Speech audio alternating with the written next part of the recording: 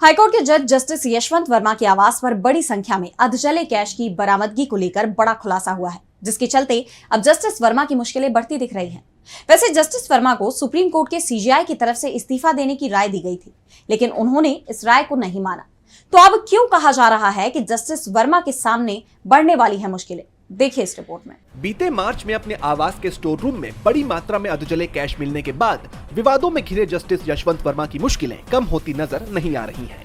इस मामले में 22 मार्च को सुप्रीम कोर्ट की तरफ से 3 दिवसीय जांच समिति का गठन किया गया था, जिसने अपनी रिपोर्ट सौंप दी है। रिपोर्ट में बताया गया है कि स्टोर रूम पर जस्टिस वर्मा के परिवार की पूरी निगरानी थी और वहां किसी को भी जाने की इजाजत नहीं थी।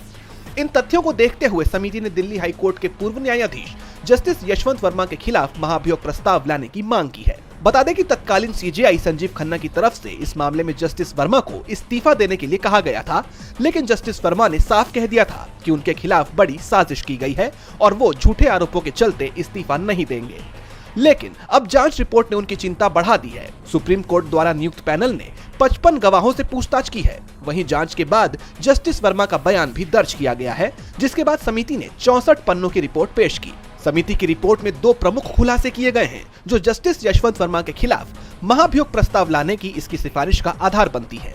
रिपोर्ट के मुताबिक समिति ने बताया, हमने पाया कि 30 तुगलक क्रिसेंट के परिसर में स्थित जिस स्टोर रूम में नगद राशि मिली थी, वो आधिकारिक तौर पर जस्टिस वर्मा के कब्जे में थी। दूसरे पॉइंट में कहा गया कि स्टोर रूम तक न्यायमूर्ति वर्मा और उनके परिवार के सदस्यों की पहुंच थी और वहां किसी को भी बिना इजाजत जाने की अनुमति नहीं थी। रिपोर्ट में जस्टिस वर्मा के खिलाफ महाभियोग लाने के पर्याप्त आधार बताए गए हैं। अब ऐसे में माना जा रहा है कि मॉनसून सत्र में जस्टिस वर्मा के खिलाफ महाभियोग प्रस्ताव लाया जा सकता है।